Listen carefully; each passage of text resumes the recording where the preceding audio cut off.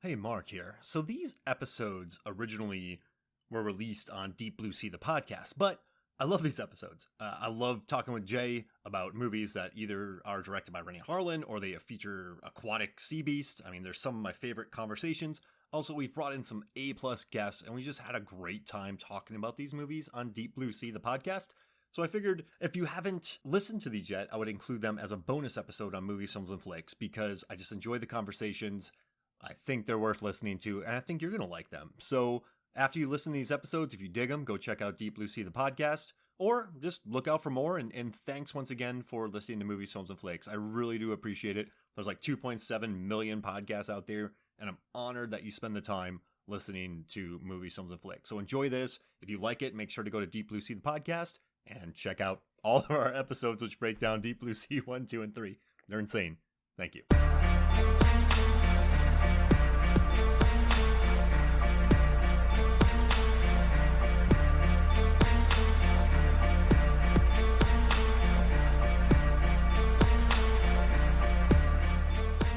Hello and welcome to Deep Blue Sea, the podcast. I am Mark Jellyfish Hoffmeyer. And I am Jay Seagull on a surfboard Cluett. And today this is our season 4, episode 1 of season 4. We haven't really got seasons for the podcast, but unofficially season 4. We have finished all of the Deep Blue Sea films, all 3 of them to date, chapter by chapter. That's all done. You can go back in time and go back in our feed and listen to it. If you can go back in time, awesome. Yeah, I mean, if you can go back in time, let us know too. Yeah. Yeah. Like, unless you're going back to steal our idea and do this podcast before us, in which case don't do that. We did it. Yeah, don't. That's mean. No. Or a Shallows Minute. Don't. Well, you can do a Shallows Minute. This movie deserves it. Yeah. It does. Well, I mean, I don't know if I would do it the Shallows Minute, but we'll get there. If you're going back in time, listen to the Sugar Babes and some Ben Folds, hang out with Bill Nighy, and then go on a shark cruise in South Africa with Bill Nighy. I mean, you could do all of those things today, but okay. Yeah. Anyway, so we're talking about, we've moved on from the Deep Blue Sea franchise chapter by chapter. We're now on to Deep Blue Sea adjacent films as part of an education of me who has not seen a lot of Deep Blue Sea adjacent films. These are films that heavily feature sharks or aquatic monsters or are directed by Rennie Harlin or have some other connection to Deep Blue Sea in some manner. And we are starting with The Shallows, as you already know because you've started playing this podcast and it's the title of the podcast. Wait, what? I'm sorry to surprise you. So what is The Shallows? Well, let me tell you, it's mainly when I say to people that I do a shark movie podcast, the first response I get back is, "Oh, what did you think of The Shallows?" And I was like, "I haven't seen it." Is the response I can now stop using because I have now seen it. It was released in finally after a year of me babbling on about it. Over a year. Or years of me babbling on about it. So it was released in 2016, directed by Jaume Collet-Serra. Apologies if that is... Jaume. I listened to it beforehand. Okay. Thank you. I should have done, but I ran out of time. Jaume, so that's on me. So the outline of the plot, we will probably get into spoilers during this podcast, but we'll give 100%. Yeah, we will definitely give into spoilers at some point because I want to talk at the end because it's awesome. So this stars Blake Lively as a medical school dropout and surfing enthusiast, Nancy, as she visits a secret secluded beach in Mexico where her recently deceased mother once visited, and there Nancy encounters a vindictive shark that leaves her stranded not far from shore with just a small rocky outcrop, a buoy or buoy, a whale carcass, and some conveniently sharp jewellery at her disposal to try and survive. It's the general plot. And I gotta say, Mark, I really like this film. Yes! I was expecting to. I didn't know much about it other than Blake Lively in The Shallows, and there's a shark of some description. But I really liked it enough. I've watched it twice and then scanned through it a third time today as well. So in the space of a short amount of time, I've watched this 3 times. It's an 85-minute movie. I mean, it blasts by. This is like just muscular and efficient and just wonderful storytelling. And I'm so happy that we're covering this right after Deep Blue Sea because to me, Jay, this is my 3rd favorite shark film of all time. Okay. It really is. The box says the best shark movie since Jaws. Hey now. Yeah, I was offended before I even put this disc in. That's strong claim. Well, not according to Rotten Tomatoes, their Versus show. Yes, indeed. So it had over, I think, 100,000 views on Facebook, and it's up to over 45,000, maybe 50,000 by the time you listen to this on YouTube. And it was The Shallows versus Deep Blue Sea versus The Meg. Hang on, I hate to stop you, Mark, but Caitlin's it. Kate's it. Hi, sorry I'm late. No problem. Sorry, everyone. Kate McNabb, our fan favourite from the show, is back to help us talk about The Shallows. Kate, welcome. We've just started, don't worry, and we love the film. Mark. Me too. Yeah, sorry, I can't tell time, or times are weird here, so. It's international podcasting is always fun. So... Yeah, we have 3 different countries going on here right now. And I'm in a country where we don't do daylight savings, so. Oh, one of the smart countries. Yes. Good. Yes. Okay. Well, we're all here now. Okay, catch me up. I was just saying. So, Kate, I work for Rotten Tomatoes, and I do the research for this thing called Versus, and it's Scorsese versus Nolan, or Brad Pitt versus DiCaprio, Julia Roberts versus Sandra Bullock, stuff like that. And they just did a second best shark movie of all time, because Jaws is it. Like, you can't. I know Brian Raftery, who was a guest on our show, made a case for Deep Blue Sea being the greatest shark movie of all time, and I really love his logic, and I think it works. But to prevent an argument from everybody, I think it's Jaws, Deep Blue Sea, The Shallows, and they just did an episode to crown the second best shark movie of all time, and Deep Blue Sea won. But while I was doing the research for it, I was thinking to myself, I wouldn't be mad if The Shallows edged out Deep Blue Sea, because it has a higher critical score, it has a higher audience score, it made over $100 million on an R-rated budget, it had a tiny budget, and it's just really, it's 85 minutes and wonderful. So you know a movie's good when I wouldn't have been mad if it beat Deep Blue Sea. But I do love that they had a video on what's the second best shark movie, and the person that they asked through the research has a podcast dedicated to one of the options. Yeah. And there was no bias in that at all. I mean, I've been doing the show for like 3 years now. So, and by the amount of people who have watched it, and they promoted Deep Blue Sea, the podcast, on it. So, but I want to say, I'm always objective. And so I researched the heck out of The Shallows. I watched everything. I talked about how the shark is a female, and she has the hook in her, and she's scarred up, and she's just really angry at humans and vindictive. And I figured out the size, all the science behind it. Like, the costume designer in this movie, I don't know if you know this, but the costume designer is Kim Barrett. She worked on Aquaman, Romeo and Juliet in the 90s. She did The Matrix. So Cloud Atlas, she's a Wachowski acolyte. She's done Nice Guys. So you have Speed Racer. So you have one of the, like, I think Jean-May Collet-Serra, he did what? Nonstop, which Commuter, which are really solid thrillers. It's a film I really enjoyed. Yeah, exactly, right? Like, good director, great costume designer. Blake Lively wanted to do this movie because Ryan Reynolds did Buried, and he loved that experience. So she's kind of on an island in this film, acting by herself. You have Great Siegel. This is better than Buried. I just love this movie. Better than Buried. Oh, yeah. Oh, absolutely better than Buried. I like Buried. This is better than Buried. Anyway, we have a guest. Yeah. Kate. Well, so we've established I had never seen The Shallows before. I've now watched it. I really liked it. Mark's seen it before. Really loved it. What's your history with The Shallows? What are you coming from this? Coming to this? I have also seen it. I've written about it for my blog, the infamous blog I write. I hadn't seen it when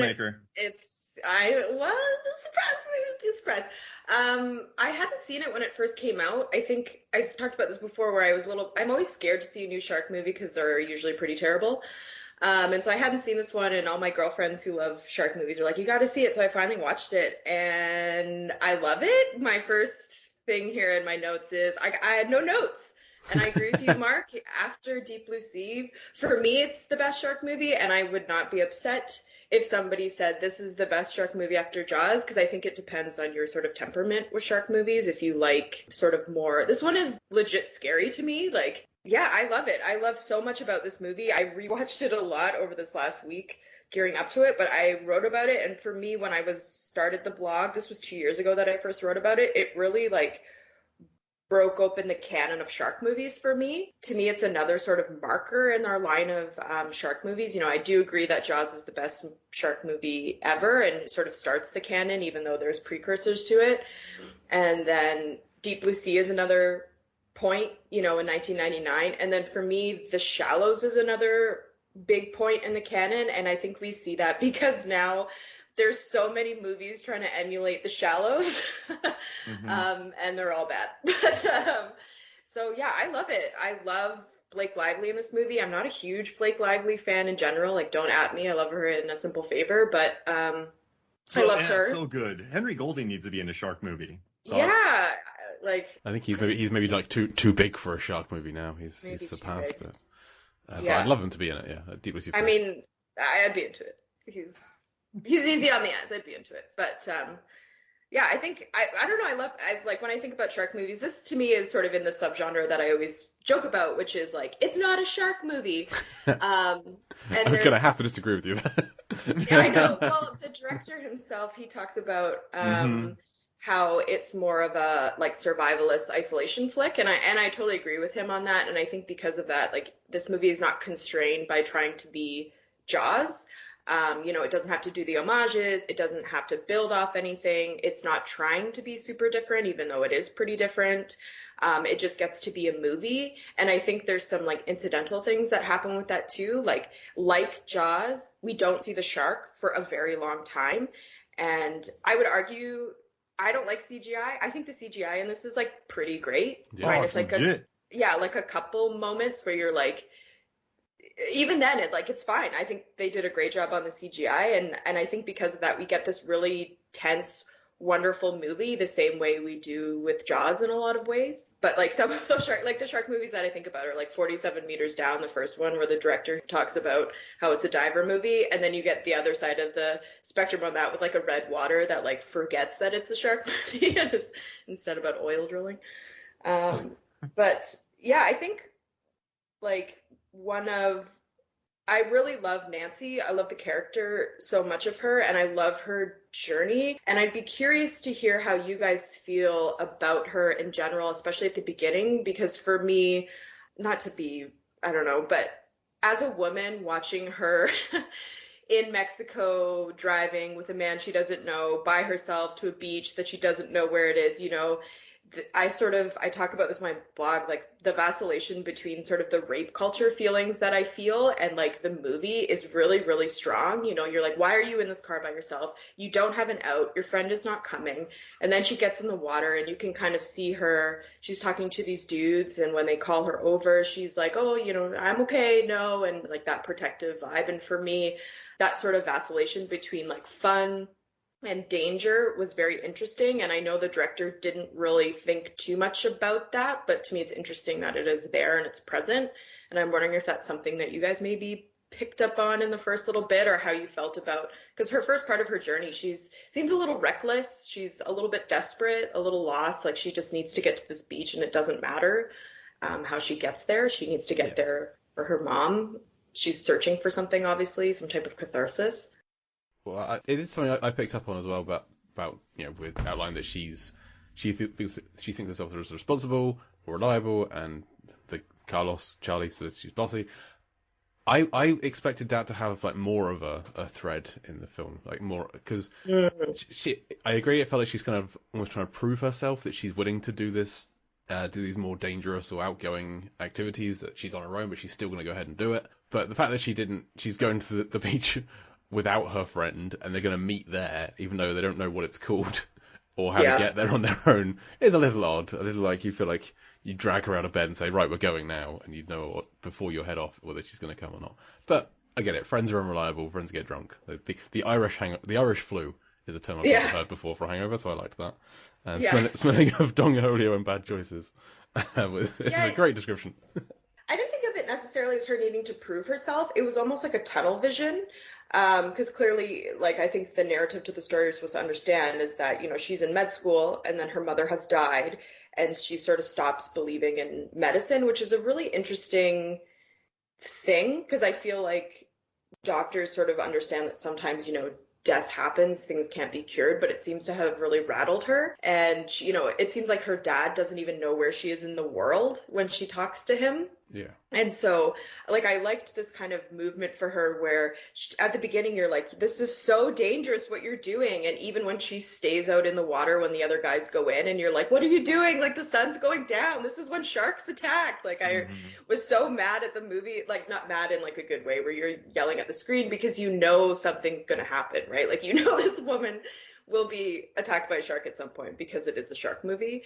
And sort of how they take us along this journey where then, you know, we're in these intense moments of tension with her, like when she's attacked and when she's by herself, but also shows her capability. You know, she's threading up her leg. I'm not a medical person, so I don't know what it's called. She's suturing herself and doing all her medical stuff. And then we sort of move with her to this, like, she says her goodbyes, but then she continues to fight and it gets super cinematic and really outrageous. And I love that part of this movie, that whole ending. And then she kind of moves to this new level of herself. And I sort of argue this like new type of final girl that we see. But I like within the journey of Nancy and sort of like our own like emotional arc as an audience, like we get like 4 different movies in one as we travel through.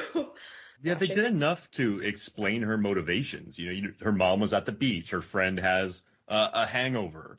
She's just getting out there and surfing. And, you know, you have those 2 guys kind of like, don't they say like have luck on the waves, little girl? Like yeah, there's got to be that frustration. The little girl from life. Texas, they call her. Yeah, little girl from Texas. There's got to be that frustration. And I don't have like similar experiences because I'm like a 6'4" dude. But I took a trip to China. I went on like a kamikaze trip out there. Didn't really have anything planned. And I was just wandering around at night. I saw like there's all these abandoned storefronts from when the Olympics were over. And I just saw this guy get the living daylights beat out of him. Tiananmen Square, they were kind of closing up. They weren't allowing people in, so I kind of jumped a fence to get in and see it. I don't know. I was like kind of a maniac. I don't know. You're young. You don't really think like that. You had maybe, you know, now I look back and I'm really like, man, that was stupid. But I think she's sort of driven. She has this tunnel vision. She traveled all the way there. It's like something she has to do. And like clearly, like for me, see, one of my bucket list goals in life, I don't know why, but I wanted to see the Great Wall. So I had a break from my work in Korea, took a quick trip over there, and I just had to figure it out. And like, I don't know, just being out at 4 a.m. with a bunch of like Tsingtao in my backpack, drinking them along the streets, watching people get beat up. Like it was pretty, like I didn't think about it at all. It was pretty kamikaze. So this trip seems unplanned. She probably brought an unreliable friend out. And well, I like her surfboard too, because it reminds me of Blink-182, which makes totally. But yeah, I was like, no, she's awesome. I was like, this is like my best friend now.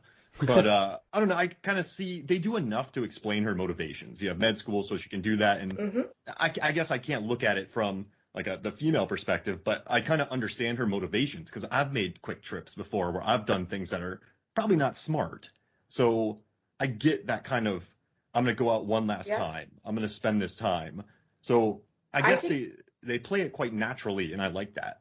100%. I think it totally makes sense. Like for me, you know, as a woman moving through the world, there's lots of things you don't do. You know, it's like if you're out at night, you know, you're moving fast, you have your keys out, you have people who know where you are, blah, blah, blah. So the fact that all of those things exist in this world, and she is most certainly aware of it, yet she still is putting herself, and I'm not saying like Carlos was going to hurt her, but these are things that roll through your mind as a woman when he's an you're unknown. moving through the world. He's an unknown. You're in a car. You're going to a beach. You're alone. You don't know these things. You know, there's things you control for and things you don't, and you know when things are dangerous and when they're not. And so the fact that they're not even occurring to her, to me, shows her desperation. And I think that's a really great, like, I think it helps with the arc of her too, you know, the way that we see her come out on the end. And I think it is totally natural. And I don't think people are always controlling for things, but it is very, very interesting to me how they make that a central part of her character. And I think it's great. Like, I really love it. And like, people are flawed and they show her that way. I also like that, you know, when the guys are sort of nagging her about being a little girl from Texas, there's also not a need for her to prove herself. Like, I think a lot of men, in order to show women are great, make them sort of equal to men. I don't know if I'm explaining that very well, but no, I got you. That they're on the same level. And with her, they don't feel the need to do that because she is great and she knows it and she's there for herself and not to prove to other people or anything. And I just really enjoyed it. I think like Lively herself pulls it off really well. She's so captivating in this movie, which she can be completely flat in a lot of movies. And I think this plays to her strengths, I guess. And she's a wonderful little action movie star. I think she did a great job. I would definitely see more action movies or things like this, thrillers with her in it. But there's a warmth to the character. And I watched that Rhythm Section movie that she's in, and her character's very cold and comes across very flat in it. And this one, it's kind of neat watching this hero on screen who has a warmth, who's hanging out with a seagull, is quite smart. Yeah. Like this is almost like it's like not like an escape room movie, but kind of. Yeah, it's things lapse in 30 seconds. There's jellyfish. It doesn't like the coral. There's like, I'm stitching my leg back together. Here's the timing. This stuff's coming in. So it's pretty cool. It's like we're sort of learning with the character. And you said this about the shark. Like we first see a tiny glimpse of the shark around the 3-minute mark, but we don't see all of it until 23 minutes in. And it only has 4 minutes and 8 seconds of screen time. I had a stopwatch for that really? episode I did. Yeah. I made sure that I was trying to be as objective as possible. So I timed it. And I love, though, that this shark, too. I was just watching a movie called Great White. And Jay, sorry you have to hear about this movie again. I watched it myself the other night. And we will not be doing a show on Great White because Great White sucks. Yeah, it's terrible. I haven't watched it yet. I've heard it's not great. It's so bad. But they treat their actual great whites, but they never say they're great whites, but they treat them very maliciously. They're just but in this one, this shark is so vindictive. She's got a grudge for sure. Yeah. I mean, to quote Jaws, the territoriality is strong with this one. But again, they sort of give even the shark quite a backstory. Like, it's the same, like me yelling at the screen as when Blake Lively swims up to a dead whale. You're like, what the hell are you doing? Like, get out of there. You don't swim up to a food source. But then beyond that, so it's like she is swimming up on its food source and she acknowledges that. And then later on in the movie, she sees the hook in its mouth and she's like, someone got you. So there's like this two-prong. It's out for vengeance. Yeah, it's all of humanity. Totally out for vengeance. Because it's not killing to eat. It like the drunk guy on the beach. It takes out and then it leaves him. And I think one of the other surfers is washed up on the shore at the end as well. Yeah.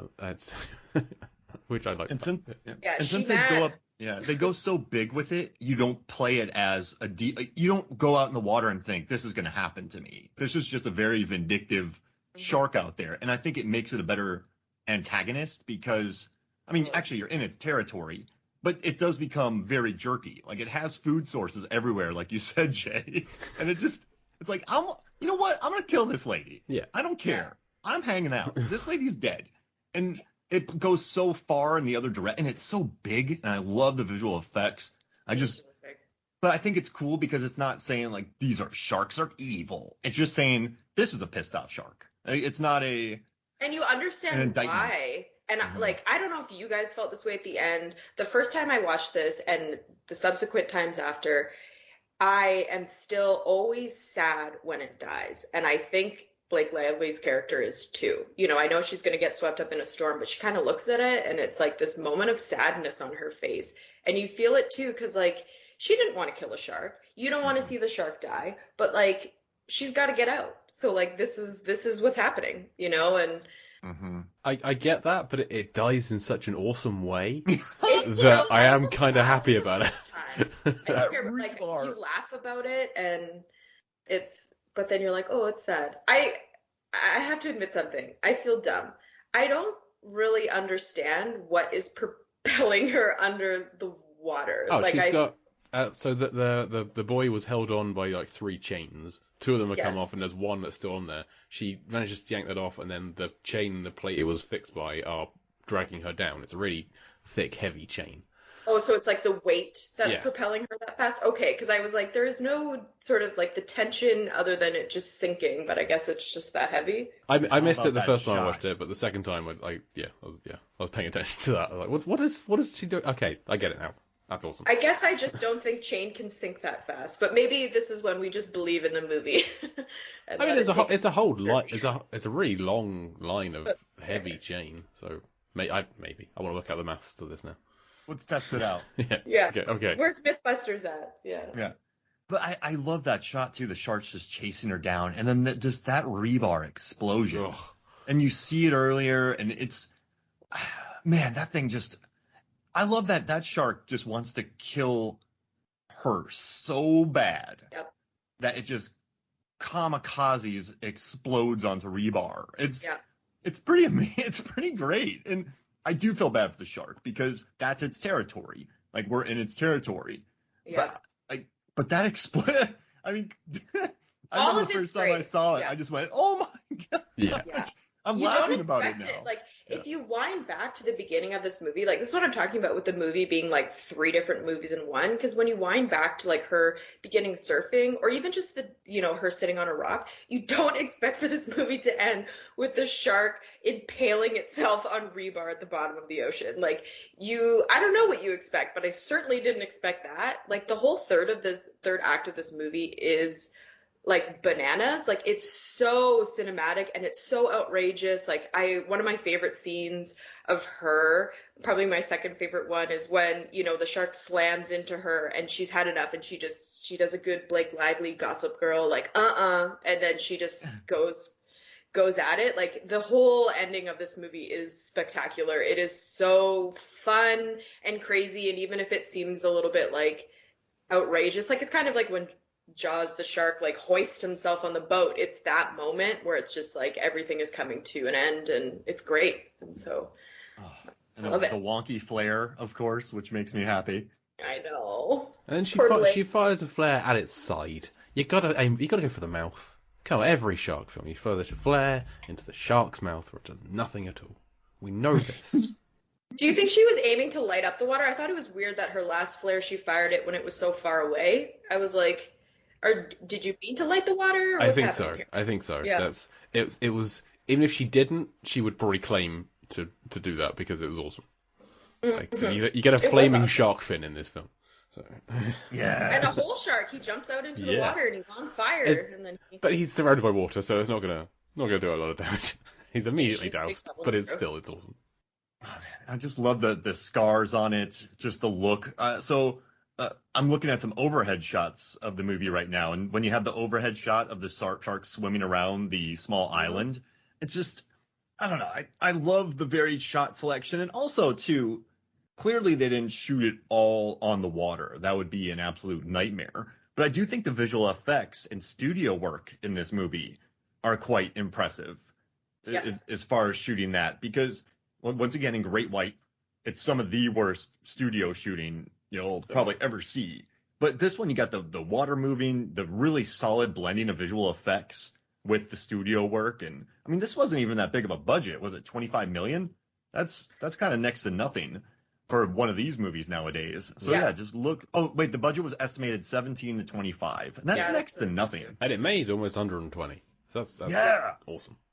That makes us happy, right? That this made $120 million. Because I heard you guys talking about the Meg earlier, which we all know how I feel about that movie. I hate it. It's garbage. Yeah. Boo the Meg. Boo. Boo the Meg.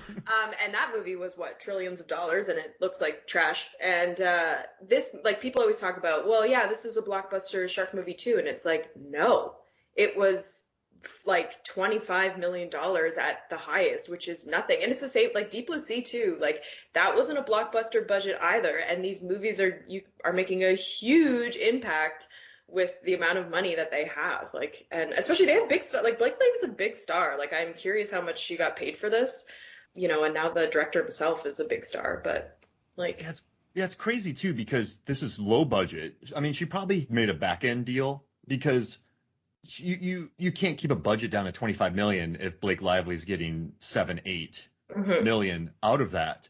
But I think it's kind of crazy too, because Jamais Colette, Sarah, he had made Nonstop, he had made Run All Night, so this guy had hits. So I wonder if this is just take 25 million, do whatever you want, and like, I don't know what point I'm getting at here, but yeah, it's. It's kind of crazy. Like, they only gave it that much money. This guy churns out hits, and this only got 17 to 25.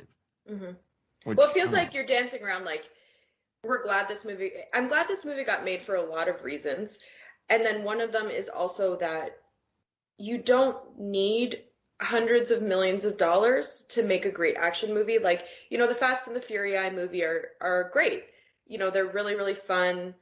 all that money is up on the screen, and that's great. But also, like, you can get, like, I always think of this movie. I really, really, really hate when people say that this movie is a campy B movie, because I'm like, Wait, what is? People say that? They say it. What? It's in some reviews. Ridiculous. This is, you guys know, What? this is my axe to grind, because it's What? like, I feel like people with shark movies, regardless of what is up there, will be like, oh my God, it's such a campy little B movie. And it's like, what about this movie is campy? This is not even really a B movie to me. Like, it has a lower budget, but that doesn't necessarily make it sort of like a genre B movie to me.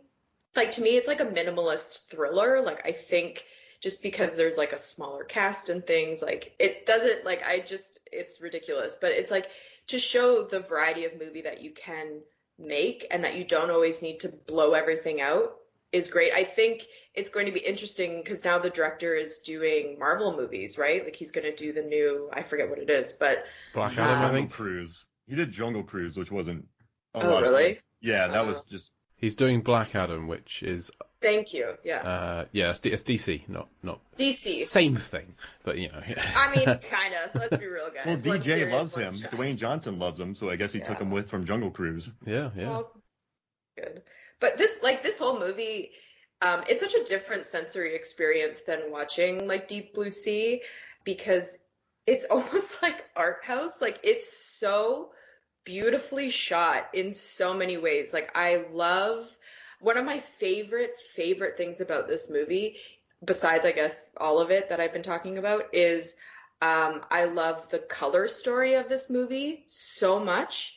And I love the music and the lack of music. And like, with the color story, like, I love in the beginning, it's like beachy and fun and everything is lush and like dripping in sunlight and everyone looks gorgeous.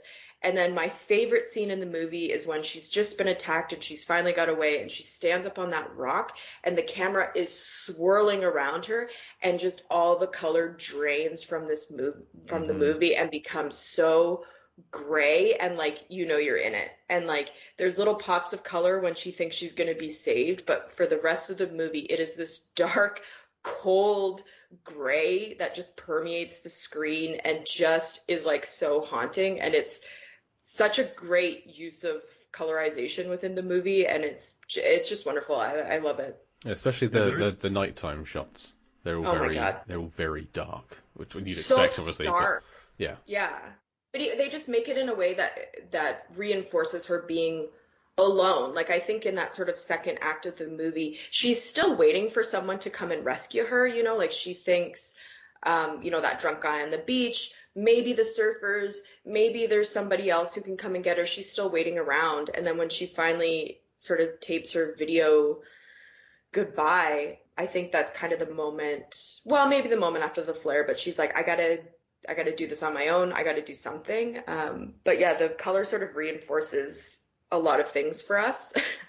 And really helps that change. And I love that part. And the music too, like, you know, you were talking about big hits and like costume designers and things, people who are involved in this movie. And another one is the musical score. It's, Beltrami, yeah, who's done a ton. Like, he's done so much, you know, Scream, The Hurt Locker, Quiet Place, and his score is beautiful. But then beyond that, like, I really, really love the silence in this movie. It's one of the things that stood out for me the most, especially typically during times when there would be music. You know, in Jaws, it would be the Jaws song.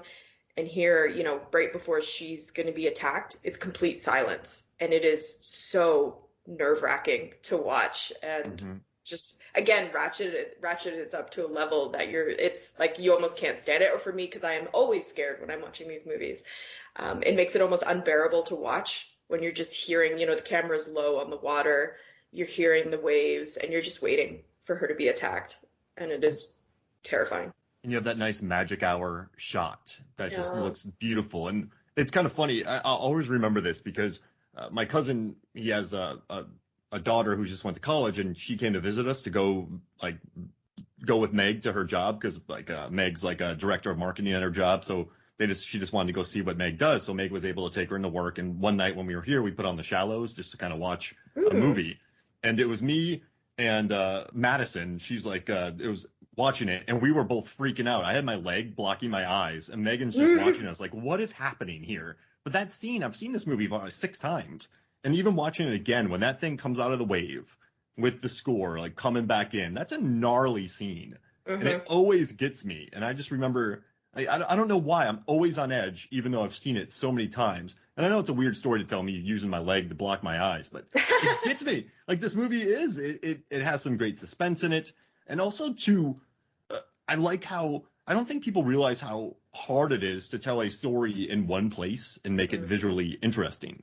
Because when you have that, okay, we're in one spot. You know how many different angles you have to use and storyboard? So when people say this is a B movie, I don't know, I disagree. But yeah, especially a campy B movie like that. There is nothing camp about this film.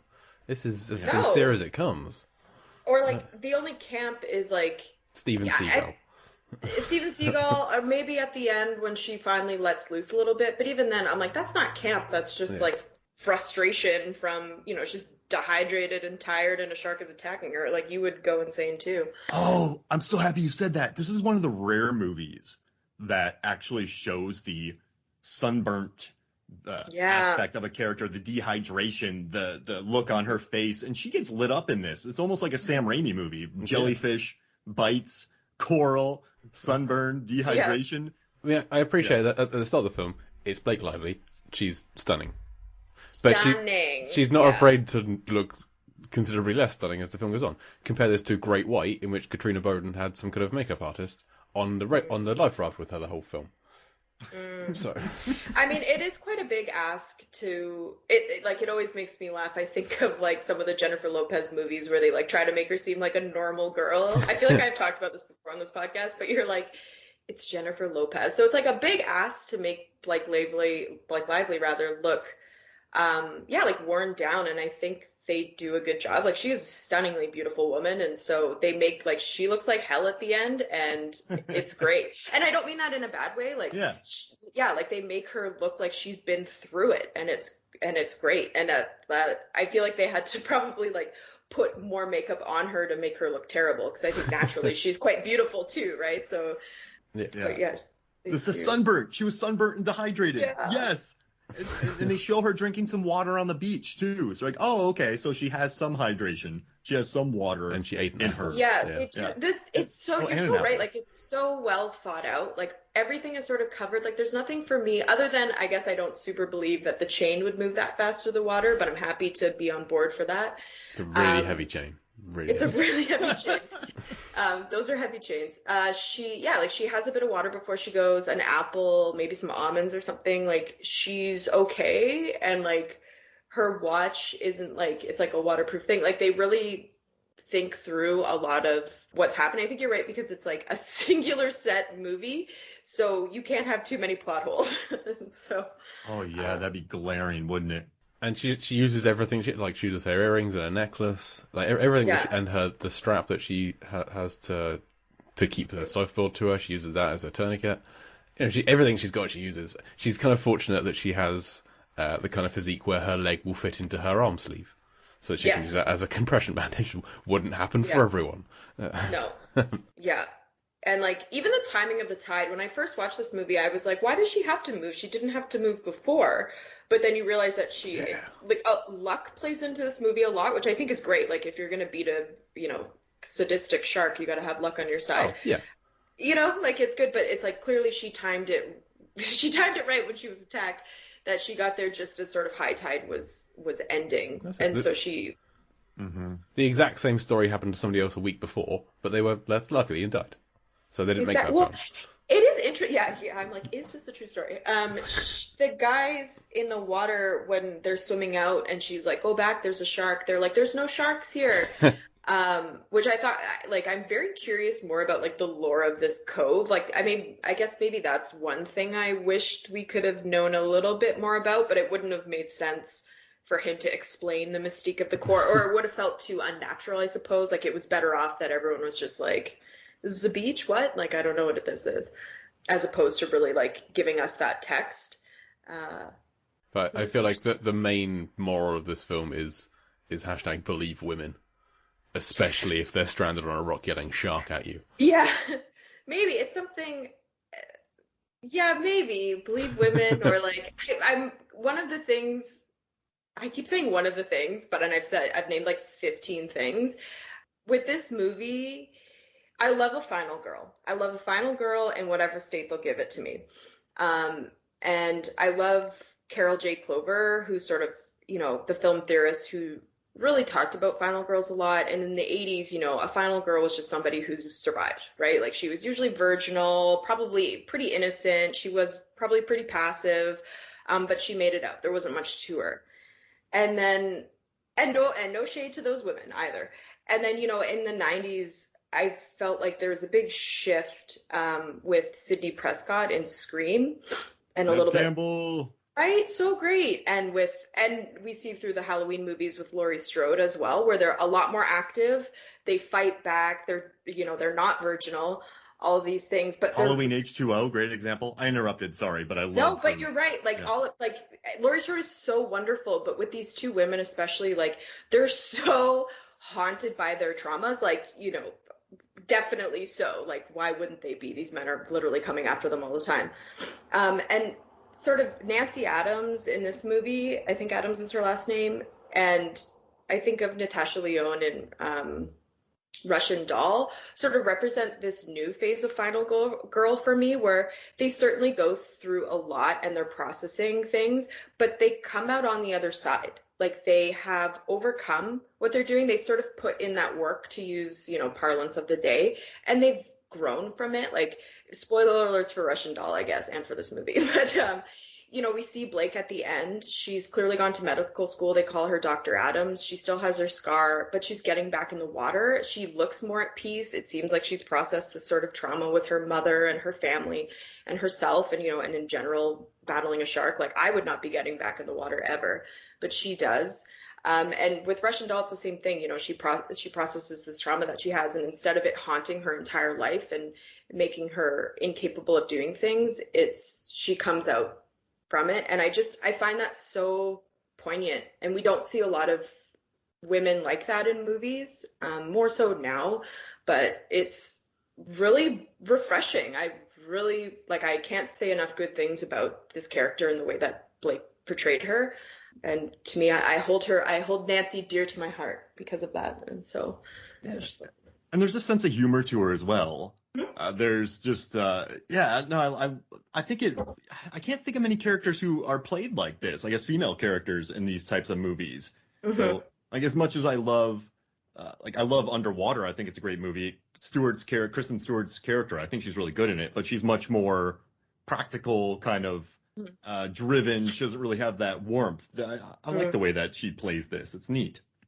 And I loved 47 Meters Down. I know a lot of people have problems with that movie. I think I joked about it before. The Shallows and 47 Meters Down, those are great back-to-back movies. Those are really, really interesting portrayals of women in action, thriller, horror movies as well. But Mandy Moore's character and Claire Holt's character are, like, I don't want to give spoiler alerts, but they're yeah, I haven't seen it yet. Jay hasn't seen it. People should watch that. It's coming up on the future in the show. Yeah, like the way women are portrayed in that movie is fascinating to me, and I love it. I think that is it's different than this, but it's another great example of it. I think we're getting it. I always will find a movie a little bit more interesting when there is a female protagonist.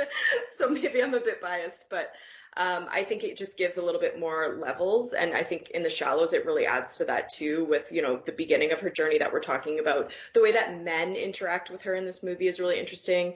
I think it's interesting that we think the shark at first is male, but we find out that the director views it as female. So I think there's a lot of interesting play around gender in these movies. So. And I like that you said it, because characters like this are rare. And this is but I remember in 94. So I'm 39. Yeah, that's right. And I remember when I was 12, I saw the movie Speed with Sandra Bullock. Yeah. And I remember thinking, this is a really cool character. Because I hadn't seen like that type of character, like a female protagonist on screen before that was like Sandra Bullock. I don't know if that. So I've always loved it when there's I've always loved the steps up, like different portrayals that are kind of different than what I grew up with. So I don't. Does that make sense to you? Like, I just was like, hey, she's cool. Like, she's driving the bus. Like, she's just kind of chill. But she's reluctant. I think for me, what's interesting, there's this tendency sometimes when we're putting women in movies and TV shows, especially now, to make them like almost like perfect or like too strong, and it flattens them, like, in case we didn't know, like, women are people, women are human, we're not perfect, despite the evidence for myself. But like, like, I think it's more interesting when there are flaws or there's just like a humanity to them, and Nancy is not perfect, but she's so interesting. And, with Sandra Bullock, like, she's reluctant to do a lot of that stuff. She's scared. It's good that we see she's scared, all of these things. Like, because then when I think about the women of Deep Blue Sea, they're terrible. We hate Saffron Burrows. She's sort of this icy, there's nothing redeeming about her. Jan, I've said this before, I do not care when she dies. So, when we look at Deep Blue Sea 2, Misty is a little bit more of a complete character. She's great. And then, like, moving to Deep Blue Sea 3, I love the portrayal of women in Deep Blue Sea 3. I loved the ending of that movie. It's, again, pulls at my heartstrings, which is maybe what they're going for. I don't know. Yeah, 3 of them on the boat. Isn't that just a great moment and shot? My God, like, you're stuck with us now. Yeah, if I had tears, I would have cried them. Yeah, I really I like where people are moving with women in movies where they don't necessarily need to fulfill this idea of the cool girl, which I think at the beginning of The Shallows, they're kind of poking at Blake Lively being that cool girl, right? Like, she's beautiful, she's California, she's an amazing surfer, but she's also smart, like, she's so competent. But they very quickly move away from her being that cool girl, in the sense of what that phrase means, and it's great. So she's like, the situation isn't fetch. Yeah, that was a very hello fellow kids moment for you. But yeah, I'll stop rambling on that. But yeah,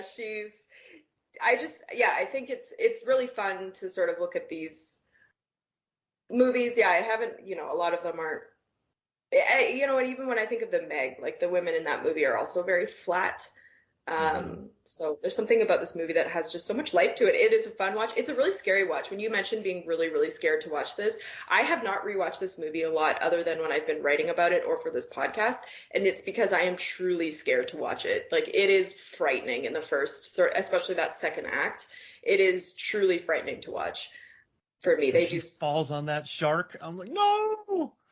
It is that, like, the ending part for me, I'm a little more into it, but like, when you are waiting around for her to get attacked, it is excruciating. And when she is just sitting on that rock timing things, and when she tries to swim out to the water to get that surfboard, I'm like, oh, Blake, what are you doing? Like, it's so tense. But it's great. Like, it just makes for such a wonderful, great, like, it's a different type of tension than, like, I really didn't like The Reef for a lot of reasons.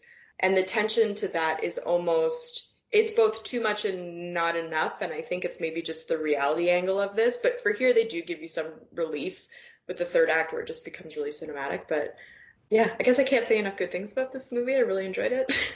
I want to bring up the production designer as well, Hugh Batiup. I should have read that before, but this person, they were the art director on Matrix Reloaded, The Matrix, Superman Returns, Speed Racer. Then they're also the production designer on Cloud Atlas and Jupiter Ascending before The Shallows. So you have an amazing costume designer, a director who can get tension from an airplane bathroom, sitting on a train, but he also has, like, Vera Farmiga, and, like, he knows how to get good actors in his movies to sit on trains and be suspenseful.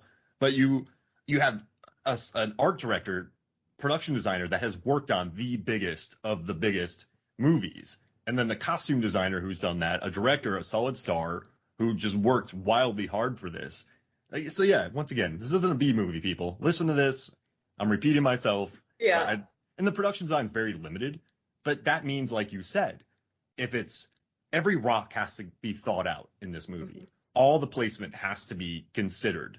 And if there's one glaring flaw, that's an issue in it. But I love the reef that's near it. I I don't know, I dig it. I love the production design in this movie. I think they nailed it. It is very much a plot-driven production design, which is nothing wrong with that at all. But it's like, in terms of, they had to work out how the rock and how the buoy and how the whale carcass would work for the plot.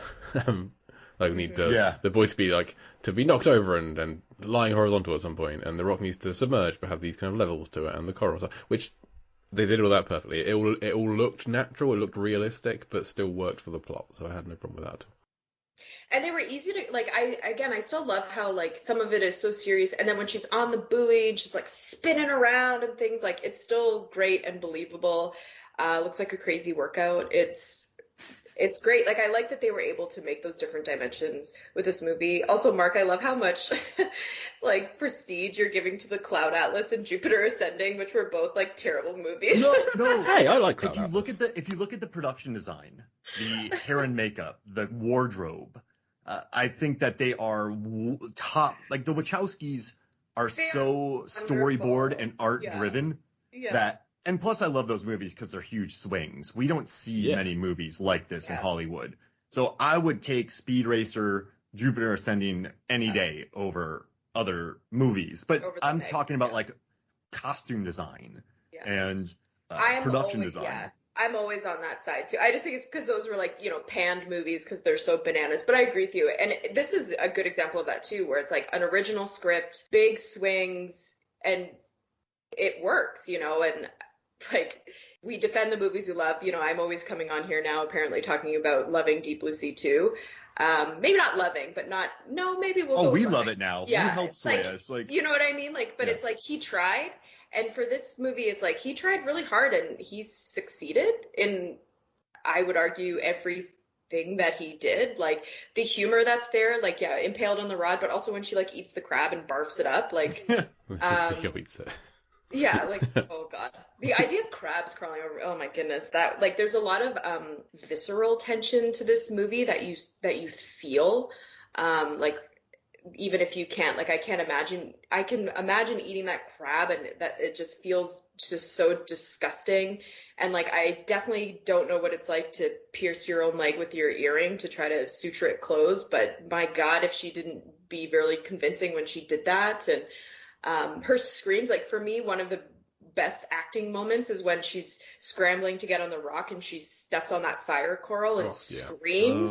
Oh my goodness, it's such a great scream. Like, she's... Oh, and when the jellyfish gets her underwater. Oh, yes. Yeah. That was the other part where I feel like I had to really be faithful to the movie when she's in the jellyfish. And I know that the jellyfish sting, but I have a hard time believing that if the shark is so wanting to get her that he wouldn't just fight through the pain. But I feel like there's the size of the shark. She would get hit by so many of the jellyfish all over her. Oh, that's a good point. Maybe. Yeah. Whereas Nancy is taken out by one, I think. Yeah, she gets shocked by one. Yeah. Which sounds awful. I'd like to compare. We've talked about the survivors of Deep Blue Sea 2 having gone through nothing in the plight of Deep Blue Sea 2. Compare that to what Nancy goes through here. Like, across the whole franchise, I think only maybe Preacher has a comparable turn of events. He gets it, but that's right at the end, right? Like, right at the end, he gets grabbed. But also, just the trauma of taking one out in his kitchen and being almost cooked alive in his oven, losing his bird. I was kind of hoping that Steven Seagal would get eaten as a nod to Deep Blue Sea, if I'm honest. Well, when she said, I can make that swim to the buoy, I just need a head start, and then she puts the seagull on the little surfboard, I was thinking, oh, is this the head start? She's using the seagull as bait, and then she'll go the other direction. That's so funny. I 100% thought that too. I was like, that is so cruel. But it doesn't fit with her character, but I 100% thought she was also doing that. But he makes it to the end, which is great. I would have been sad if he was dead. That would have made me sad. I would have been fine with it. I live by the beach. I hate seagulls.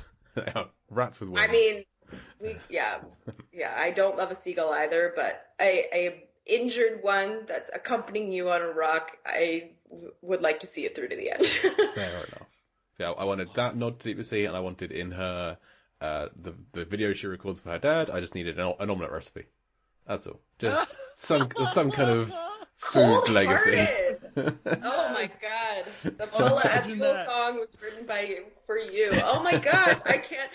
I must have just been like so emotionally invested in this movie. When she is doing her video testimony, and she's like talking about all the medical stuff, and then she just like stops and she has that moment. Like, I was on board. I was like with her on that emotional journey. I was like, I wasn't near to tears, which is surprising for me. I cried literally everything, but like I loved it. And then when she changes tune and she says she's still going to be a fighter, I was like, yes, Blake Lively, like, you fight. Oh my God, that's embarrassing. But I can't believe you're. No, you had the correct response to this film. I'm just thinking, why aren't they referencing Deep Blue Sea more? Come on, what are we talking about here? She did the omelet recipe. Oh man.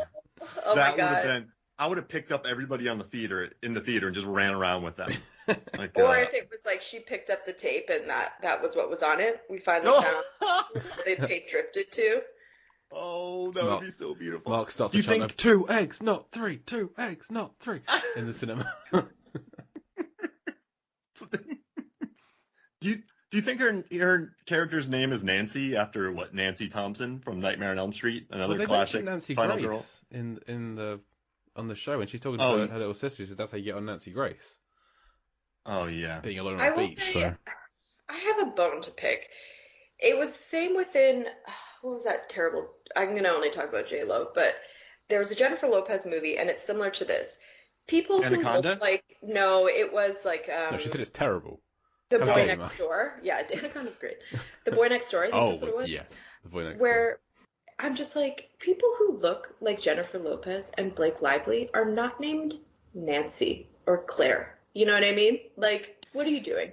This is not her name. I hate the name of this character. That's the only knock against this movie. She should have been named something else. Yeah, she does feel about 30 years too young to be named Nancy.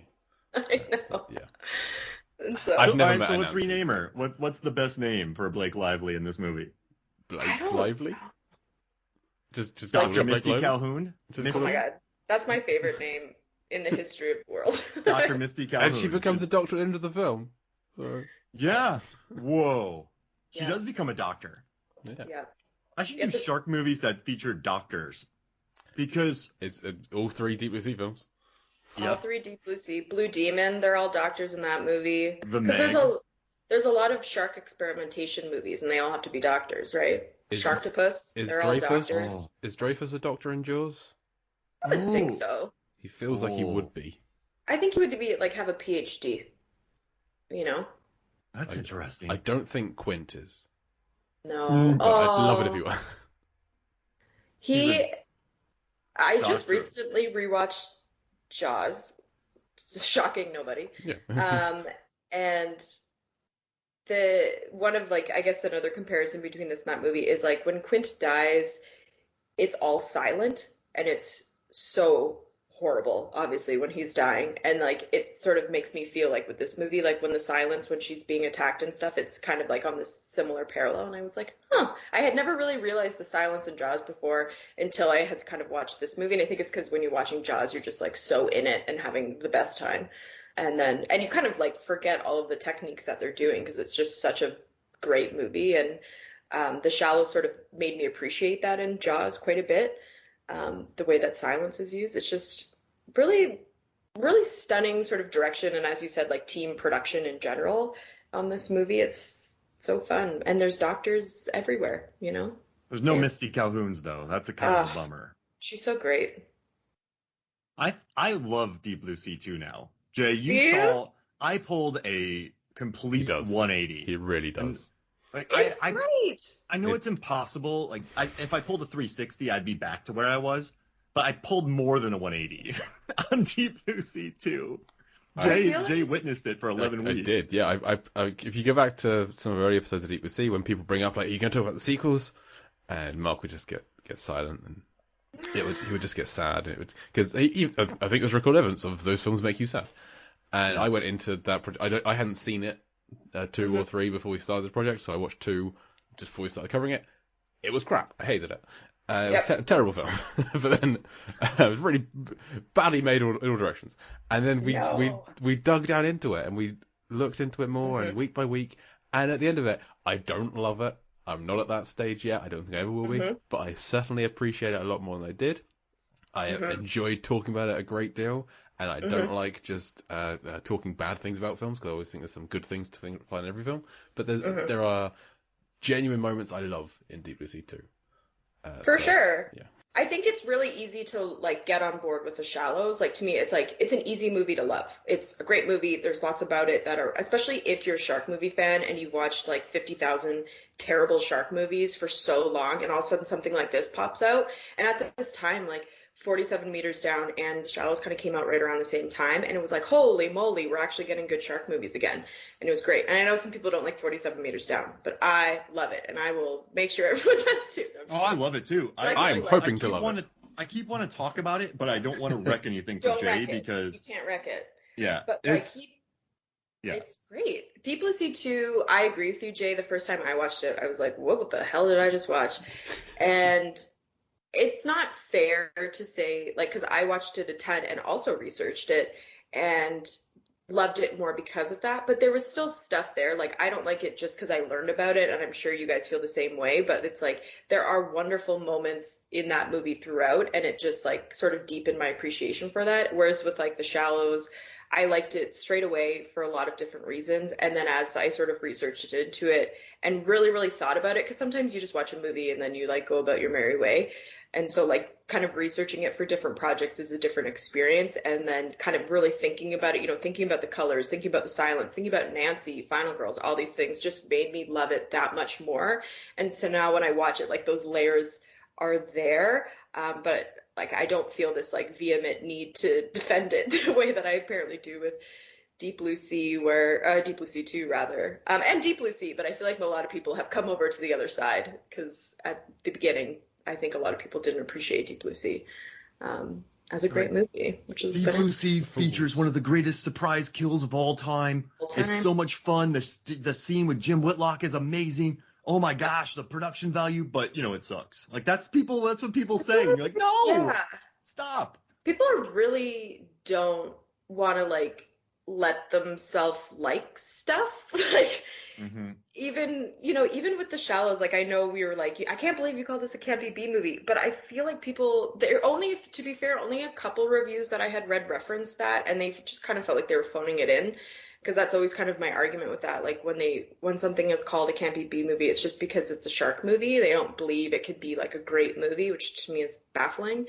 Like because creature features are such a wonderful genre of film, and so it's like they almost need to couch it in this like campy B movie so they can like defend liking it. Like maybe I'm reaching with that, but that's how it feels to me. Like they can't just like The Shallows and be like, I love this movie. It's one of my favorite movies, or like, I loved Deep Blue Sea or Jaws or whatever it may be. You know, I always fight with another podcast person of yours, Kevin, who does the shark ranking. He's watching all the shark movies. Yeah. You know, he loves Blue Demon, and I'm still on the record of that being the worst shark movie in the history of the world. And him and I fight about that on Twitter.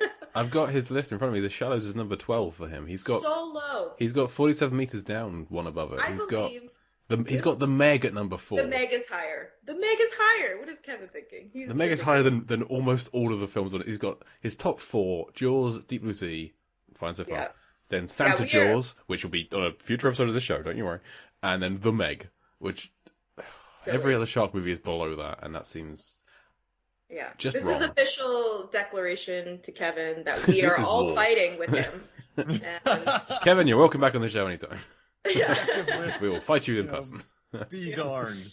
But it's true. Yeah, I agree. Like this, there's always, I know I had started out my blog project as finding out what the next sort of ranking shark movies on a linear scale. And now I fundamentally believe that, you can't do that because people have different tastes and things. But like, if we are even within that parameter and outside of it, it's hard to make a case that The Shallows and Deep Blue Sea aren't up there as 2 and 3, and depending on which way you want to put them, right after Jaws. I mean, there are some days I'd put Deep Blue Sea 1.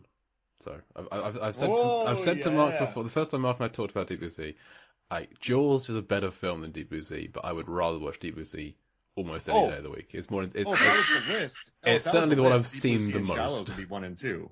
You're right.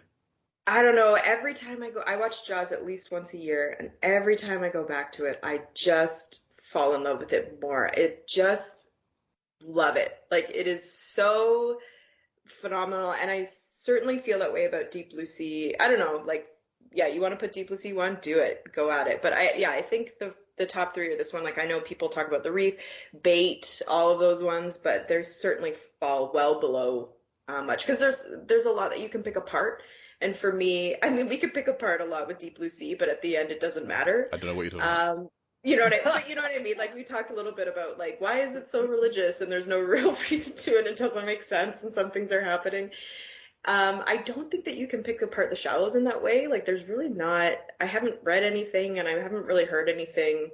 I'd be interested to see if people respond with different things. But to me, there's not too much to pull apart other than, like, yeah, does a chain sink that fast? Well, I think part of that is there's less to The Shallows. It is a much more straightforward, streamlined story of just this one character in his one location trying to survive. And there's far fewer characters and deaths and events and everything, which is, as Mark said at the start of the show, it's 86 minutes long.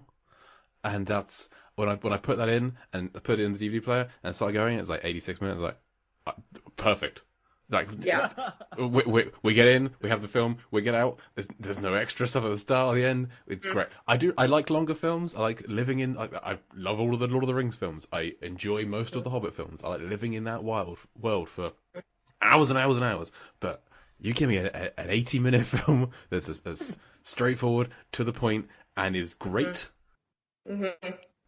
That's the dream. I don't think I could stand, as even if he carried on this level, because like Jaws is 2 hours long, but you get breath in that movie. This movie, from the get-go, I would say, like, you know, they start out, you know, that camera washes ashore, you see that horrifying shark come on screen, like you're in it, and then it goes to its break. But still, like, from the start and to the finish, you are in this movie. And even if he had carried on that pace for even an extra 10 minutes, like, I don't know if I could have taken that. Like, this movie is scary as hell during parts of it. It's super tense. Like, for me personally, like, I don't think I would have made it. It wouldn't have been as enjoyable if it was longer. And so the fact that, yeah, when I first queued up this movie, I was really scared to watch it. I'm always scared to watch a shark movie. You never know. But when I only saw it was 86 minutes, I was like, you could do it. You could make it. I could cover my eyes for that amount of time. I could do it. Yeah, even if it's super scary, I can make it. And so now I still, Mark, you were talking about still holding that fear when you watch even though I know the dolphins are a jump scare, even I know, like, you know, I'm not even really going to see the shark for like a long time. It still gives me this panic every time I watch it, which I guess is a sign that it's done its job. Oh. But the dolphins are the true villains of the film. They lead her towards the whale. Yeah, dolphins. People don't talk enough about dolphins being actually quite evil. Absolutely, and so, yeah, you know. But I mean, we provoked them. We swim with them too much. They're done with us. They're trying to enact their revenge. So. Yeah, I mean, I would believe it if someone made a dolphin movie where they're evil. I would be on board. I would believe that so hard. Within that, I'm really. She fell for that. I know. Let's see who else we can get. Yeah. So gross. I am glad that they didn't make sequels to this movie. Like, I know, what were those terrible? I'm gonna forget the names of them. They're like a bunch of movies that are basically total rips of this movie. But I'm glad that they weren't like make a Shallows 2. Because there is a 47 meters down too, but it is a totally different film. I love it. I love it too. Sharks.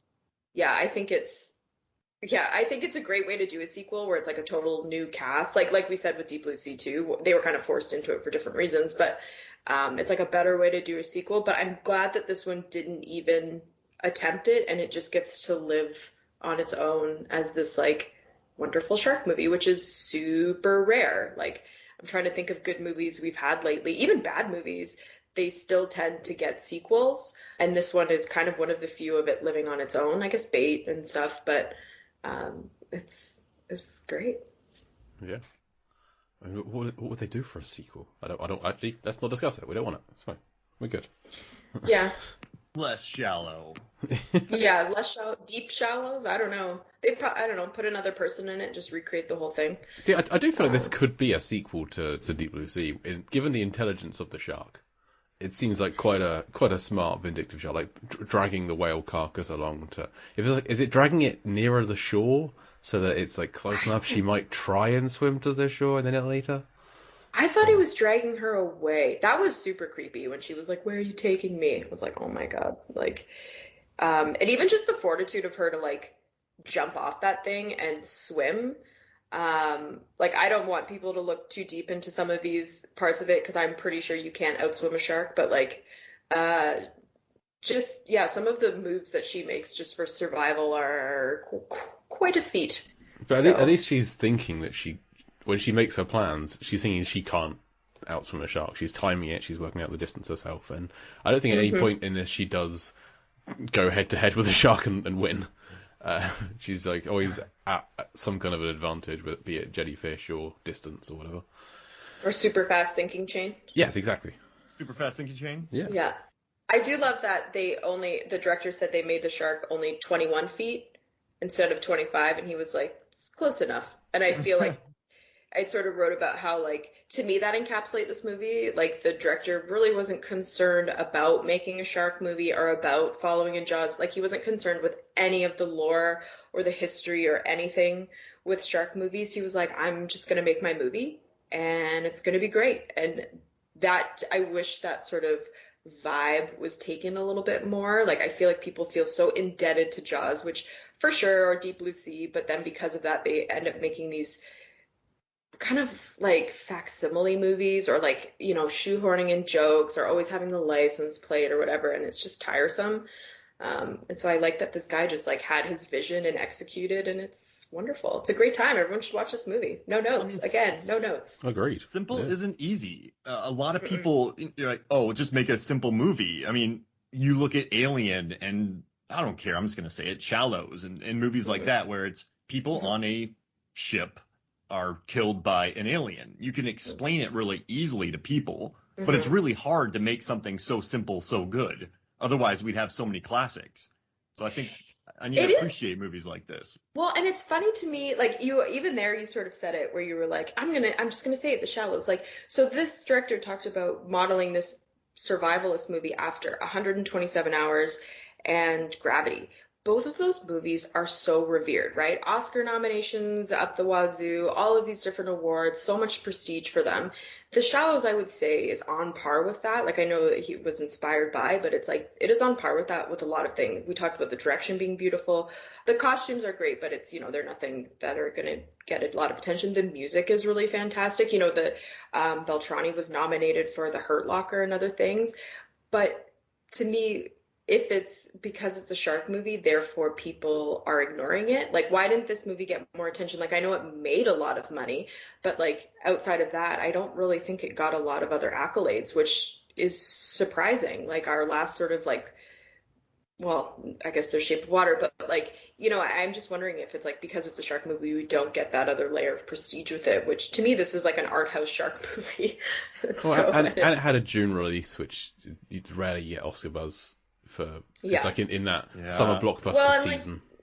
Like the Oscars can be garbage, let's be real. But like, absolutely, yes. You know, it's just funny that there wasn't anything else to this, like, and for such a great movie, you know, like people liked 127 Hours more, which is, you know, how many ever movie minutes of James Franco. We don't need that in our lives, you know. So yeah. That arm scene was gross. So... Yes, it was. I speaking of listening to things, I cannot listen to that scene. It's awful. No, thank you. No, it's really gross. Ugh. Yeah, moving on. Yeah, we're all just sitting in the arm scene. It's like a twang. I don't know. Ugh. Yeah. And the nerve scene when it played. Oh gosh. Sorry. Do you think when, well, I'll shift the conversation. We don't need to talk about arms anymore. Do you think when Nancy went home and she survived this horrific ordeal, you know, people probably knew she was attacked by a shark, blah, blah, blah. Do you think when people are like, how are you? She like sits them down and tells this whole story because it's more than just she was attacked by a shark? Or do you think she's like totally chill about it and it's just like, yeah, I'm fine? Like what tact would you take if you were her and people are like asking you about what happened? I mean, no one's going to believe it. Because, yes, this vindictive shark circled my thing, even though it had tons of food around it. And I sewed my leg shut. I had a seagull friend. I managed to sew my leg. There were jellyfish that saved my life. And then I said a one-liner I shot fire at it with a flare, and then I use a very heavy chain. Don't get into this. It worked to drag me to the bottom where the shark impaled itself on rebar. Like that's, you can't explain that to people. So like, hey, so what happened? I was surfing, I got bit by a shark, and I just dragged myself to shore. Like that's, no one's gonna believe that story. I would definitely be the former. I would be like, no, this is, you're forcibly telling people. They need to know what happened, and so. Well, I mean, when she's got the scar, she probably maybe got some kind of copy of that video she recorded. It's evidence. I don't know. Oh yeah, that's true. Yeah, there's evidence. I mean, I think people are gonna believe it, but I'm just saying, like the flares and the jellyfish and the seagull, like that's. Maybe the jellyfish thing might leave a scar. I don't know. It looks pretty bad.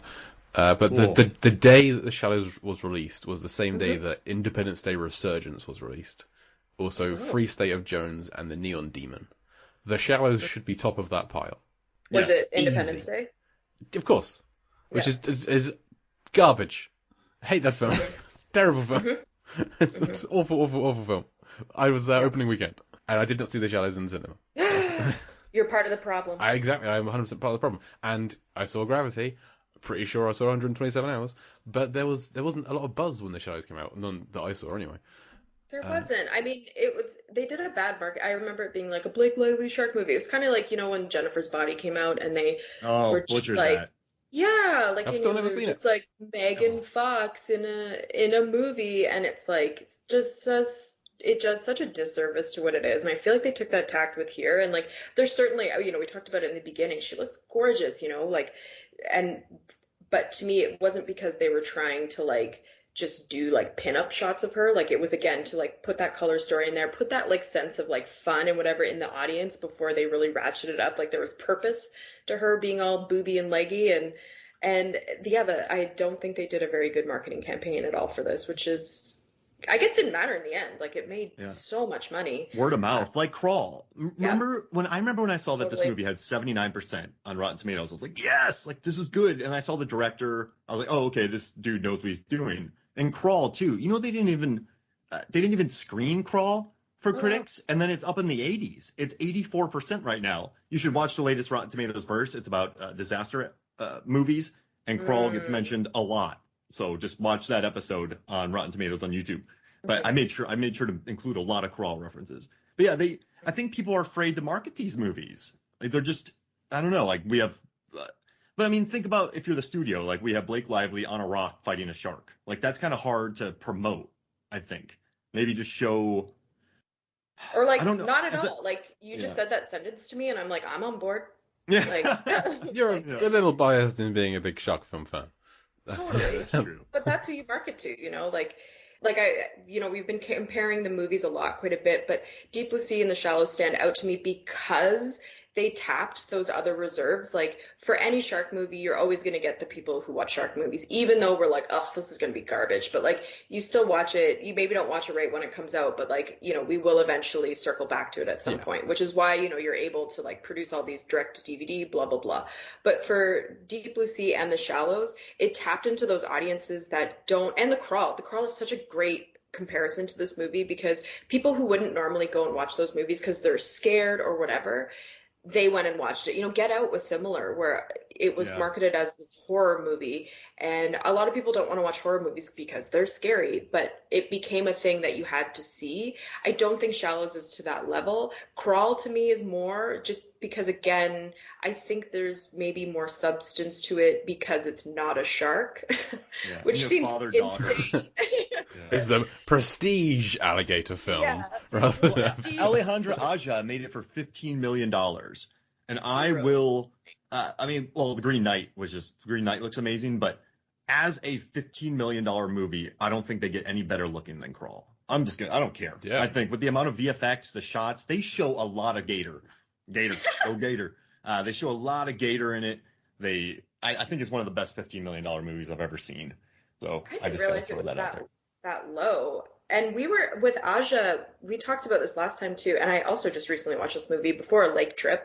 Piranha 3D. Yes. Awesome film. Yeah. Phenomenal. Great movie. It's also really beautiful as well. And it's like obviously a lot more that if somebody said campy B movie to me, I would be like, yeah, for sure.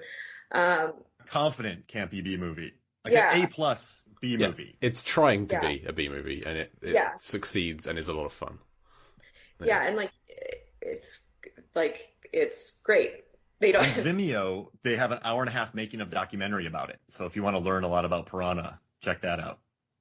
I would love to learn. I loved the piranhas in that movie. And again, another movie with great CGI. I really hate CGI, but I think it's because so many shark movies just use absolutely garbage, terrible CGI or like cut in weird thing. And Sharknado is that to me when people are like, it's great, and it's like, no, it is so bad. All of it is so bad. But there's a lot of movies now I'm realizing. The Shallows, 47 Meters Down has pretty great CGI in it as well. Spoiler alert for that. But yeah, Piranha 3D. I imagine there's a lot of CGI in Crawl. No, they trained real gators. Yeah, those were real gators doing those stunts. They lost the first few actors they cast. Yeah. Oh, we should. Barry Pepper was not the first choice. That's happened.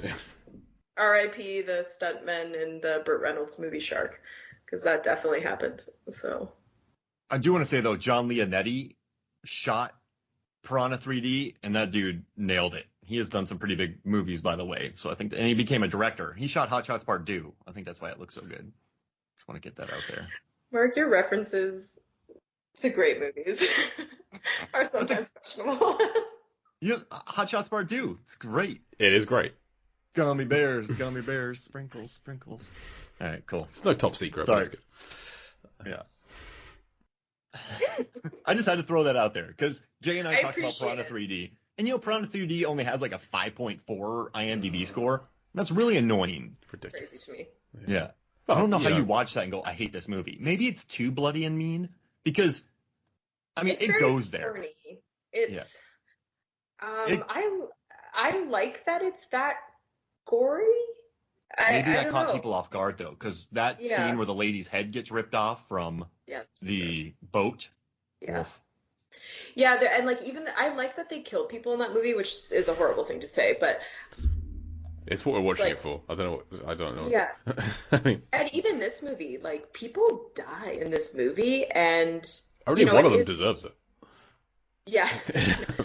I don't know. Those surfers call her little girl in the beginning, and you're like, but that's kind of that's like kidding. Gentle teasing. Like the guy who's trying to rob her, bite him in half, leave him for dead. Oh my God, Jay, you're an apologist. No, I'm the problem. We've established this. We have established this. But yeah, like people get cut up and die in this movie too. I like that you don't see it. I think it's interesting. It's really interesting reading interviews with the director too, and how like effusive he is over Blake Lively, because that shot where it's just her reacting, he's like, we gave her one shot to do it, and then he's like, she nailed it. And other than that, it was going to be like another shark attacking people scene. And so I think the fact that they were able to really use her in that way too, and deflect from seeing what the shark is doing. And so when you actually finally saw him like cut up some people, it was like gnarly. Like when he jumps out of the water, I keep saying the shark is a he, I know it's a she. When she jumps out of the water to get that one surfer, like you are surprised, you know what I mean? To like really see how vicious this thing is. And like the footage on the video is super terrifying, and like, and I like the use of the waves of people just like disappearing behind the wave, just to build the tension. Where are they going? Are they dead? Are they alive? Are they coming this way? Going that way? I like that. Wasn't overused. They used it twice, but it worked very well both times.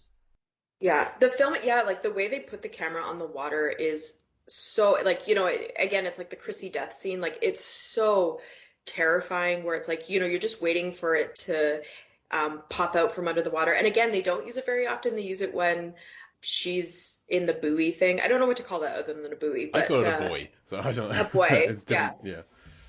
Different countries. It's something metal with fast chains. Yeah, it's a buoy, it's a buoy. But yeah, again, like a lot of the time when the camera is in the water, you don't actually see the shark, but you're still expecting it. And then so when you're not expecting it does come, like there's just really great filming in this. But the wave scenes are, it's particularly terrifying. Wow. This whole movie is terrifying. I love it. And those wave scenes are great. Me too. And I love how like just gratuitous they are. I love the dolphin jump scare because you need to have those in movies that keep you awake. But I love how, I don't know, it embraces those scares too, which I like. So that makes me happy. It doesn't feel cheap. Like a lot of the time jump scares feel cheap. in movies, like they didn't have any better ideas, but like the dolphin jump scare, like when Ben Gardner's head pops out of the boat, like that's a jump scare, but it doesn't feel cheap. And it serves a purpose too. Like it calms her down, and then as we said, the dolphins, who are evil and vindictive, lead her to that eaten whale. And they are the true demons in this movie. I was hoping for a cat jump scare, but there wasn't one. That kind of bummed me out. A seagull jump scare, maybe something else. Yeah, Rick Siegel comes and joins. But even that, and then when she like kind of flips under the water too, with when the seagulls do sort of scare her, and then the sort of loud violin when the shark goes underneath her, like, this is well done, man. This is well done. This whole movie is well done. I'm a little bit worried about the director entering into superhero world. There's a great, I think it was Angelica Jade Bastion who talked about, because Olivia Wilde is going to direct a Marvel movie as well, and sort of taking these directors who are making really great movies in sort of the medium budget range, and then now that they're going to be blockbusters, like worrying about flattening them as well. You know, like what's going to happen to this guy? Is he going to be able to make his movies like this, or is he going to forever be in this sort of blockbuster world where you don't really get to be creative anymore? Like, I know some people like the Marvel and the DC movies, but they're very prescribed and formulaic in their own ways. So I would be sad to see him go that route and no longer sort of get to make an off-the-cuff shark movie or whatever sort of suits him. You know, he talked about a lot of his earlier previous films having the same energy of The Shallows. So I would hate for him to be sort of sucked up into the tractor beam of Hollywood, even though it's great that he's, you know, being celebrated. So, well, that happened in Jungle Cruise. Yeah, it's already happening. So hopefully, I don't know. Now I can't think of the director I'm thinking of. But almost like a Richard Linklater sometimes, where it's like, you know, not even, because School of Rock is great, but yeah, I prefer his high budget stuff to his low budget stuff. So. Yeah, like he'll make the high budget so he can make the low budget. I always think of Jake Gyllenhaal with that. He'll do a Spider-Man so that he can do like a weird arty movie. Yeah, that art movie, Velvet Buzzsaw, or one of those. Yeah. Oh, that was terrible. Okay, so we need to wrap this up. I think we're running a little long. One thing we need to do first. Do you reckon how in comparison to Deep Blue Sea, is it deeper and bluer? What do we think? Ooh. It's a film called The Shallows. Yeah. What do we think? What do we think? Deeper. Definitely not deeper. No. Yeah, it's definitely. Well, you know what? It's higher than Deep Blue Sea. Wait, no, it's. Well, she's on ocean level the entire time. Uh-huh. Yeah, it's a very, very shallow film in that the average comes out as above sea level. Yes. So it just works out about half a meter or like 1.5 feet up in the air, because she spends a lot of time up on rocks or the buoy or on land, etc. And blue, the bluest Deep Blue Sea film is Deep Blue Sea 3, which is 41.5% blue. This one is almost 70% blue. This is the bluest film I've ever seen. Oh. It's because everything at night has this like midnight blue tinge to it. There's a lot of underwater stuff. All a lot of on underwater. water. Yeah, it's blue everywhere. It's great. Yeah. But all I need, obviously, filmmakers just want to make the deepest, bluest film ever. That's the main aim for filmmakers. Yeah. But make your credits blue. Make the background of your credits blue. You're gonna skyrocket in the scores. That's my tip for everyone out there. Make your credits blue. You'll be hitting the highs on these charts. Yeah, the end of this movie is really colorful, right? Like it all goes Technicolor at the end. It does. And it could have been blue. It's the ocean. It could have been completely blue. They went and thrown some reds and some greens and some oranges. What are they doing? They're just throwing their scores away. I don't know. So, Kate, thank you for joining us. This has been... Thank you for having me. Always a pleasure to come on and yell about movies. we'll have to have you back. We've dipped our toe into our Deep Blue Sea adjacent water, and I think it's going well so far. So I'm sure the listeners want to know what we're doing next week. Next week, no sharks, no Rennie Harlin, but I think next week might be a deeper film. Oh, way deeper. We're talking about The Abyss next week. A film I think I saw a long time ago, but have very little recollection of other than a CGI face. So we'll talk more about that next week. But Kate, do you have anything you wish to plug? I guess read my blog. It's still on Medium. I'm out of Medium jail. I know you guys are concerned about that. I'm finally out of Medium jail, so that's exciting. Can't take my hot takes. Follow my blog on Medium. It's just my name, or I link to it on Twitter. And I'm about to, speaking of parallels to Deep Blue Sea, I'm about to parallel into a new sort of series on the adjacent creature features that came out right after Jaws, so stay tuned for that. And that's about it. Orca, greatest movie around. Spoiler alert, love Orca. Can't find it anywhere. I need to watch it for this. I can't find it anywhere. It is on Google Play, or you Not can in the buy UK. it. Oh, there's a wonderful Canadian film site. I'll plug them. Unobstructed View. They have it to purchase on Blu-ray and DVD, so you can do it there. Yeah, Orca, Tentacles, Day of the Living Animal, Grizzly, all those great movies. So stay tuned for that. A little bit of a different series. Yeah, turns out a lot of films people want to discuss on this show, I can't find for love nor money. Yeah. So, I feel you on that. We're in Canada doesn't always have everything. If anybody either. has a copy of The Adventures of Ford Fairlane out there and wants to just send me an email, then please, by all means. It never got a UK release. Yeah, So- send stuff to Jay, guys. Yeah, He please needs the do. mail. So. But listeners, you can read more of my stuff over at lifeversusfilm.com, and the usual blogs: Blam, Blamcast, Blampity, etc. Mark, anything to plug? Yeah, it's Movies, Films, and Flicks, Movies, Films, and FLX. Go check out my reviews, my data posts. I just released a weird vampire data post, so go check that out, and then listen to the podcast. Okay, You'll awesome. love it. It'll change your life. So thank you again to Kate for joining us. Thank you for having me. I've been Jake Lewitt. And I'm Mark Hoffmeyer. And last week, I said we wouldn't Deep Blue Sea you next week. We would The Shallows you next week. I didn't like it. I'm sticking with it. We're going to Deep Blue Sea you next week. We're not talking about Deep Blue Sea next week, but we will still Deep Blue Sea you next week.